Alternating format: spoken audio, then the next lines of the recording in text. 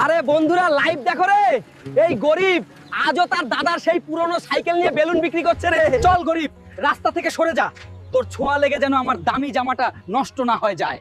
আরে ভাই, ওই হারামজাদা জমিদারের ছেলেটা সব জায়গায় আমাকে অপমান করে রে, কিন্তু মনে রাখিস রে, একদিন আমিও তোর সব সম্পত্তি কিনে নেব রে।